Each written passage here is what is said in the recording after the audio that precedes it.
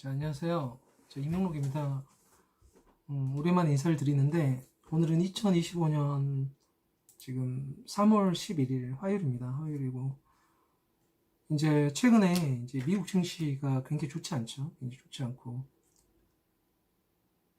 미국은 무적이다, 뭐 불패다 이런 얘기를 듣고 있다가 갑자기 이제 미국에서 시장이 좋지 않으면서 이거 어떻게 된 거냐 하면서 많이 걱정스럽고 현실적으로 여러분들이 아마 손실이 누적돼 가고 있는 상황일 거예요. 그래서 전체적으로 어떤 상황인지 아주 짧게만 확인을 하는 정도의 시간을 좀 가질까 싶습니다. 그래서 어찌되었든 미국 증시 투자된 자금은 이제 우리 국부이기 때문에 우리가 설령 그 태풍을 맞더라도요. 태풍을 알고 맞으면은 뭐 방파제를 좀 높게 쌓는다든가 대비를 좀 하고 그 다음에 태풍이기 때문에 태풍이 눈이 언제쯤 오는가 약간 헤아려 보는 지혜도 가질 수 있는 건데 그냥 이유 없이 그냥 무서워하면은 나중에는 이제 방해자실하게 되는 거니까 물론 이제 태풍이 오기 전에 미리 예견을 하고서 이제 좀 준비를 하고 집에 담도 좀 단단히 만들어 놓고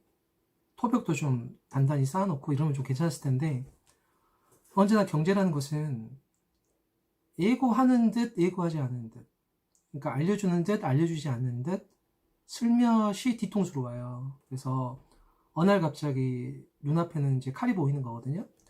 그러니까 이제 투자의 세계나 이거는 굉장히 좀 무서운 거죠. 좀 살벌하고. 그래서 언제나 평온할 줄 알았던 이제 집 앞의 풍경이지만 이제 바람이 세차게 불면은 이제 집 앞까지 파도가 날리고 심지어 이제 바위돌까지 날라들으면 이제 쉽지 않은 현실이 이제 되는 건데 지금 우리가 이제 중요한 것은 왜 맞는가 도대체 이유가 뭐냐 그럼 앞으로는 좀 좋아질 거냐 좋아진다면 언제쯤 좋아질 거냐 뭐 여러 가지 경우 수들이 있을 거 아니에요. 보통 우리가 이제 경제를 말할 때는 이제 앞을 예견한다고 말은 하지만 실제 정확히 예측하기는 쉬운 건 아니죠. 쉬운 건 아닌데 그럼에도 불구하고 우리는 흔들리는 배 위에서 저기 흔들리는 다른 배에 있는 사과를 정확히 맞춰야 되는 거예요. 확률적으로는 그런 높은 싸움을 해야지 되는 거고 일단 지금 상황에서는 내가 맞추려고 하는 저쪽 바다 반대편 배에 있는 사과를 지금 노려보는 것보다도 일단 내 배가 어느 정도 움직이고 있는지 이거를 먼저 확인을 해야지 나의 리듬과 템포를 잡을 수 있을 거 아니에요. 지금 앞뒤로 롤링이 있는 건지 피칭이 있는 건지 좌우로 롤링이 있는 건지를 확인을 해야지 내가 균형을 앞뒤로 잡을 건지 양옆으로 잡을 건지 결정을 좀 해야 될 거잖아요. 그래서 지금 짧은 영상에서는 일단 내가 발판을 삼고 있는 나의 배의 움직임에 대해서 좀 파악하자 정도의 의미로 전달이 됐으면 좋겠습니다. 뭐 엄청나게 많은 정보들이 있기 때문에 여러분들께서 이제 충분히 이제 찾아볼 수 있을 거라 생각을 하시고 지금 제가 할 수 있는 것은 여러분들이 지금 발판을 삼고 있는 배가 앞뒤로 넘어지고 있는지 양옆으로 넘어지고 아니면 뺑뺑 돌고 있는지 여기 정도만 이야기를 하는 정도 그래서 10분 정도 간략히 이야기하는 정도로만 좀 시간을 쓸까 싶어요. 그 먼저 이제 트럼프 대통령이 들어왔고 한참 좋았다가 이제 안 좋아지는 상황이죠. 그리고 이제 관세 가이드라인이 나오고 실제 관세가 이제 부과된다, 뭐 유예된다, 막 여러 가지 문제들 그리고 이제 여기 정치에 연루된 주식이라면 쉽지 않을 거고 꿈과 희망이 있었던 그런 주식들 결론으로 말하면 미국채로 돈이 쏠리는 게 지금 문제인데 그때그때 달라요. 근데 지금은 안전자산으로 쏠리는 거라고 생각하시면 되고 안전자산으로 돈이 이동한다는 것은 꿈과 희망을 먹고 성장하는 즉 도전적인 이로 솟구치려고 하는 그런 주식 종목 같은 경우는 쉽지 않다는 말하고 똑같은 거죠. 왜냐하면 안전한 곳을 찾는 것이라면요. 저기 참치떼를 잡고 싶죠. 온양에서 잡았던 적이 있어요. 많이 잡혔고 옆배도 잡았고 나도 간혹 잡았고 꿈과 희망을 갖고 있는 거죠. 그러나 태풍이 몰아치면은 항구 안으로 일단 들어와야 돼요. 일단은 내가 안전을 도모해야지 그 다음에 가자미를 잡든 문어를 잡든 조금 더 멀리 가면은 이제 참치도 잡을 수 있을 거 아니에요. 그러니까 그런 꿈과 희망은 아주 날이 좋을 땐 상관이 없는데 무엇인가 높은 파도가 치면서 노을이 일기 시작하면은 약간의 신호가 오는 것이고 거기에 이제 먹구름이 동그라미 형태로 만들어진다면 서서히 항구로 들어올 때라는 거죠. 그래서 지금은 그런 시기이고 그 이유를 다 말하면 이제 절절하게 이제 너무 길어지는 거고요. 일단 트럼프 행정부에서 보는 시각이 어떤 건 정도만 확인이 되면은 우리가 타고 있는 배가 지금 앞뒤로 이제 양옆으로 할 거냐, 뺑뺑 도느냐, 어떻게 뒤로 가느냐 이걸 좀 확인이 좀 되겠죠.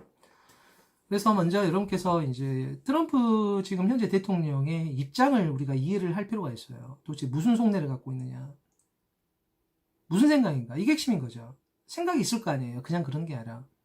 그래서 일단 이분이 이제 생각하고 있는 쪽은 뭐 간략히 말하면은 이제 몇 가지로 정리될 수가 있어요. 첫 번째는 이제 바이든 행정부 때가 좋았다고 말씀을 많이 하실 겁니다. 왜냐면 그때는 뭐 투자에도 유리했고 여러 가지 편한 게 좋았다 이런 건데 쉽게 말하면은 투자는요 유동성으로 쌓는 거탑이에요. 투자의 세계라는 것은 유동성이 축소되거나 위축되면은 그 탑의 높이는 낮아집니다. 당연히. 그러니까 마천루 같이 솟아오를 때는 밑에서 유동성이 쭉 올려주는 거라고 생각하시면 될 것 같고 바이든 행정부는 돈을 진짜 많이 풀었어요. 그래서 결과적으로 미국에 어마어마한 부채가 많이 생겼습니다.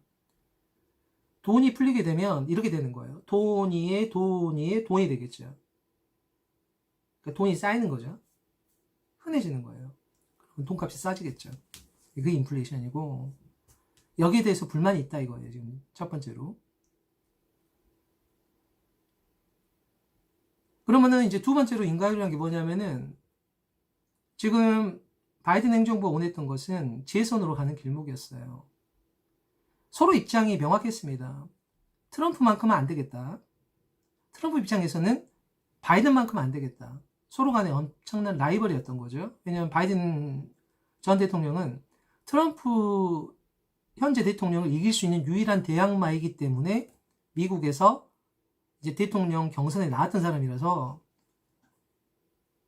4년을 보내면서 우리는 미국 인플레이션이 9% 이상인 걸 경험을 하게 되고 근데 도대체 왜 이렇게 인플레이션이 생기냐고요? 간단하다니까요. 돈이 쌓이면 돈이 흔해집니다. 3살짜리 꼬마도 자기 손바닥에 계속 돈이 쌓이잖아요. 오늘 10,000원을 사먹고 까먹고 또 10,000원이 계속 아침마다 주어진다고 생각해봐요. 3살짜리 꼬마도 10,000원이 비싸다고 생각 안 합니다. 근데 이 10,000원이 1년에 한 번만 오잖아요. 그럼 이 돈이 진짜 비싸다고 생각해요. 그래서 돈이 되면 인플레이션이 커지면서 돈 가치가 이제 없어지게 되겠죠. 그럼 이 돈을 누군가는 흡수해줘야지 시장에 돈이 없을 거 아니에요. 이제 그게 이제 기준금리를 인상하는 걸로 이해하시면 되겠고, 이제 문제는 뭐냐면, 바이든 행정부에서 했던 건 뭐냐면, 돈 풀기를 위해서 정부가 돈을 푼다는 건 뭐겠어요?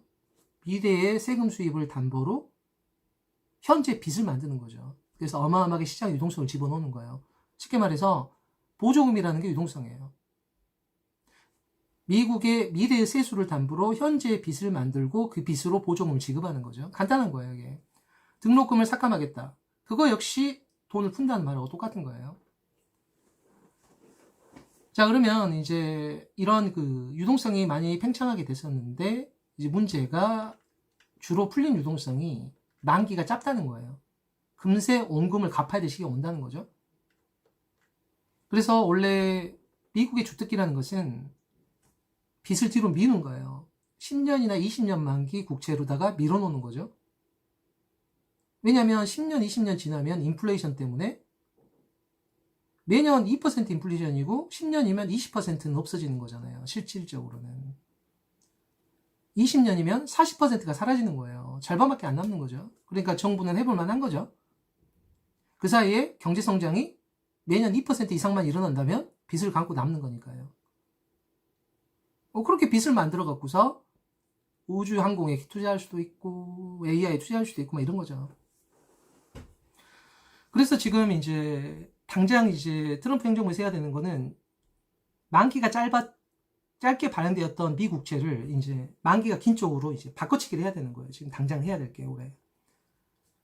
그러면은 여러분들께서 미국의 10년물이나 20년물 장기 국채를 사는 사람이 돼줘야 돼요. 그 누군가는. 일본이 되었던, 중국이 되었던, 한국이 되었던, 유럽이 되었던. 이게 이제 당장 해결될 문제죠. 해결해야지 되는 거고. 그럼 여기서 그러면 여러분이, 미국에서 뭔지 모르겠지만 장기 국채를 강매할 수도 있고, 어떻게든 떠넘기려고 하는 무엇인가 나올 수 있겠구나라고 직감하실 수 있는 거예요. 세 번째는 이제, 트럼프 대통령의 현재 마음인 것 같아요. 그게 뭐냐면, 100년 대계를 자기가 추진하겠다 이거예요. 100년 대계, 미국의 100년 대계. 그럼 몇 가지로 간추려집니다. 지금 대충 보면은. 리쇼어링이라는 것은 중국에 나가 있던 미국의 공장이 미국 내로 들어올 것. 베트남으로 나가 있는 중국 공장이 미국으로 들어올 것. 근데 미국 인건비가 비싼데 어떻게 합니까? 이게 문제잖아요. 그래서 그 옆에 붙어있는 인물이 있는 거예요. 아니, 산업용 로봇이든 협동 로봇이든 아니 휴머노이드든, 그러나 휴머노이드는 어마어마하게 다른 기술이에요. 우리가 아는 협동 로봇 정도가 아니거든요. 센서링부터 시작해갖고 압력, 촉각 같은 거 다 느껴야 되고 학습시킬 게 엄청 많습니다. 우리 관절이 요거밖에 안 돌아가잖아요. 근데 로봇파는 360도로 뺑뺑 돌아갈 수도 있잖아요. 휴머노이드가. 이런 것처럼 학습해야 될 게 기존의 인간의 골격계에서 학습을 시킬 거냐? 불편한 골짜기를 극복하려면 인간하고 똑같이 움직이게 하려면 관절을 요 정도만 해야겠죠. 근데 그게 아니라 효율성을 본다면은 팔목을 더 기무라 락 같은 게 안 걸릴 수 있는 거예요. 팔이 돌아가니까. 이런 관절 구조를 만들려면은 기존에 없었던 형태를 시뮬레이션하고 교육을 시켜야지 되고, 그러려면은 다시 한번 데이터 센터가 겁나게 필요하게 되는 거예요. 데이터 센터에는 AI 칩이 들어가겠죠. 학습용 칩이. 근데 학습용 칩이 들어갈 때 오직 하나만 들어갈 줄 알았어요. 엔비디아 칩만. 그러나 생각보다 덜 들어가야 된다면, 혹은 특정 연산만 독립시켜서 그것만 집중시켜서 좀 싸게 만들면 어떨까? 레고 블록처럼. 그게 이제 ASIC 칩이 되겠죠. 이제 이런 것들이 이제 얘기하면 좀 복잡해지지만 어찌됐든 간에 이런 식으로 해서 미국에서 공장을 좀 부활시키고 이제 제조업을 살려보겠다. 그리고 긴축 재정. 왜냐하면 바이든 행정부에서 빚을 어마어마하게 안 들었기 때문에 본인은 긴축 재정을 해가지고서 미국의 정부치를 축소시키겠다. 이게 100년치 대기라 이거예요. 그런데 여러분이 딱 듣자마자 느끼셔야 돼요. 긴축 재정을 하겠다. 이렇게 생각하시면 됩니다. 도로 건설 안 하겠다 이거예요. 그러면 토목 건설로 풀리는 경기라는 게 있잖아요. 여러분이 이사 한번 들어오면은 식당도 되죠? 이사센터도 되죠? 인테리어도 되죠? 전기공사 좀 할 게 많단 말이죠. 이걸 안 해버리면은 시중에 돈이 잘 안 돌아가요. 시중에서 여러분이 몸이 좀 안 좋을 때 영양주사 맞잖아요. 수액 맞잖아요. 그게 딱 건설 토목이에요. 이제 이런 부분에 있어 갖고 정부의 긴축 재정을 가겠다. 그러면 시중에 돈이 덜 돌 거라는 걸 느끼셔야 돼요. 그러니까 투자라는 건 유동성의 탑으로 만드는 겁니다. 그럼 정부가 유동성의 탑 중에 중요한 기반인데 슬쩍 빠진다는 거예요. 밑으로 통 떨어지겠죠. 자, 이러한 경제 충격이 가해진다 이거예요. 지금. 그러니까 나스닥이 중요한 게 아니라 현실을 살아라. 이런 말 하는 거죠. 본인의 의지를 말하고 있는 거예요. 그래서 지금 이제 마지막으로 요구하는 건 이런 거죠. 이러한 경제 충격이 있음에 대비해서 미국의 연준은 기준금리를 인하함이 마땅하다 이거예요. 이렇게 요구를 하고 있는 거죠. 그리고 이렇게 설명을 하고 있고. 그리고 미국의 100년지 대계를 위해서 관세를 부과하고 미국 내에서 생산하게 만들겠다 이거예요. 그게 관세 체계의 기본이죠. 협상의 기본인 거죠. 그러면 우리는 한 가지 물어볼 수 있죠. 관세가 25%면 1달러짜리가 1불 25센트로 미국 수입이 돼야 될 건데 그걸 미국 사람들이 소비를 해야 되잖아요. 그럼 물가가 비싸질 거 아니에요. 그럼 어떻게 할 거냐고. 여기에 대한 대응책은 이제 미국 내 이제 원유 개발 이런 쪽으로 돌아가는 거죠. 자국상 에너지 정책이에요. 그래서 지금 전체 모형으로 보면 두 마리 토끼를 다 잡겠다는 거죠. 미국의 100년지 대계를 할 거예요. 여기에 있는 부작용이 경기 침체가 올 수도 있고 그 다음에 인플레이션이 나올 수가 있어요. 그래서 이것도 싸우고요. 인플레이션만큼은 에너지 정책, 미국 내에서 원유 생산을 늘리고 이런 식으로 싸우면서 두 마리 토끼를 다 잡아가겠다 이거예요. 백년지 되기도 하고 인플레이션도 잡아가고. 자, 이건 좋은데, 그러나 이 수순이 조금 엇갈리게 되면은 일이 굉장히 복잡해집니다. 뭔 말이냐면은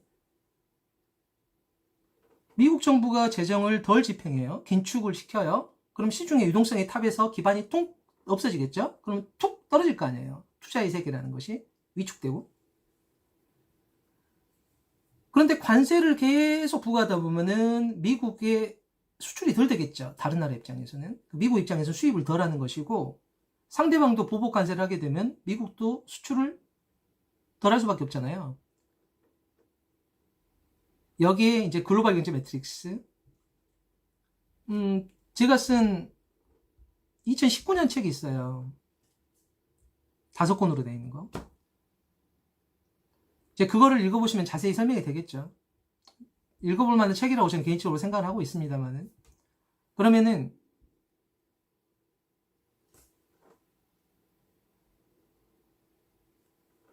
제가 글로벌 매트리스라는 책을 쓰게 되는 대명제 1번이 있습니다. 그게 뭐냐면 미국 경제 3분의 2는 소비다예요.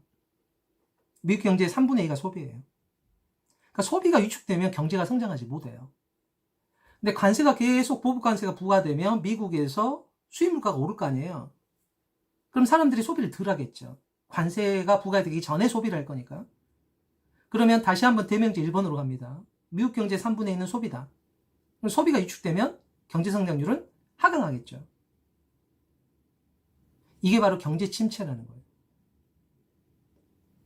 여기에 관세발 인플레이션이 얹어지게 되면 이제 그걸 가지고 이제 스태그플레이션이라고 하는 거예요. 경기는 위축되면서 물가는 오른다. 그러니까 지금 트럼프 대통령 입장에서는 백년지 대계도 세우면서 인플레이션과 파이팅을 두 개 다 하는 성룡처럼 해보고 싶어 하긴 하지만 일대다의 격투를 하고 싶은 거죠. 그러나 이거가 수순이 꼬이면은 문매를 맞을 수도 있어요. 재정 긴축이 폭 튀어나오면서 경기 둔화로 이어지면서 관세발 인플레이션이 얹어버리면은 이제 그게 스태그플레이션이라는 단어로 성립이 될 수가 있고, 지금은 그 성립에 대한 선반영을 하고 있다고 생각하시면 될 것 같아요. 기타 등등은 이제 앞으로 이제 많은 정보들이 있겠죠. 그래서 오늘 제가 할 일은 여러분들께서 지금 그 쪼죽배에 있는 사과를 맞히시고 싶어 하실 거예요. 그래서 막 그동안은 평온했어요, 바다가. 그래서 쏘면 상당히 높은 확률로 맞출 수가 있었는데, 이제는 저쪽에 있는 사과도 흔들리고요. 배에 있는 사과도 흔들리고 내 배도 흔들리는 거예요. 근데 이제 앞뒤인지 좌우인지를 좀 확인을 해야지 내가 이렇게 움직이면서 할 건지 앞뒤로 하면서 할 걸 결정을 해야 될 거잖아요. 그러니까 지금 같은 경우는 이제 내 배의 움직임을 먼저 일단 확인을 하고 나서 이제 망원경이 있으면 망원경 갖고 저쪽은 앞뒤인지 옆인지 봐야겠죠. 그래서 지나치게 무리하는 것보다는 이제 뭐 우리나라에 워낙 정보가 많으니까요. 물론 이제 정보가 많다고 그래서 아무튼 다 그런 건 아니겠지만 어찌됐든 여러분께서 이제 많은 정보들이 있으니까 취업을 잘 하시고서 흔들림이 있다는 거. 그래서 지금은 제 생각에는 그 뭐 지수 추종하는 뭐 ETF라든가 뭐 이런 게 좋은 시절 아닌가 뭐 그런 생각이 조금 들고 막 그러네요. 그래서 여러분께서 지금 쉽지 않은 상황이실 텐데 약간이나마 아주 조금이라도 좀 제가 좀 도움이 되고 그리고 혹시라도 위로가 좀이라도 될 수 있다면 큰 영광이겠습니다. 그래서 이런 정도로 좀 마감하고 흔들림을 좀 보시죠. 그래서 너무 급하게 흔들릴 때는 너무 급하게 막 뭐 투망하거나 그럴 생각보다는 이 흔들림이 좀 멈춰도 좋으니까요. 그렇게 해서 약간의 좀 기다림이 필요한 시기인 것 같기도 하고 그런 느낌이 듭니다. 그래서 다들 너무 이제 힘드실 텐데 그냥 뭐 제 생각은 그래요. 제 책 보고 공부하시죠. 그냥 그 글로벌 매트릭스 책 보시면은 진짜 상황이 해석이 되실 거예요. 그냥 저로서는 그런 말씀밖에 못 드리겠는데 어찌됐든 그냥 공부나 하는 게 낫지 않나 그런 생각이 듭니다. 그래서 뭐 그런 정도의 마무리를 좀 지을게요. 그래서 다들 너무 이게 마음이 아프시고 그러실 때 많을 텐데 좀 편하게 잘 가셨으면 좋겠습니다. 빠이빠이.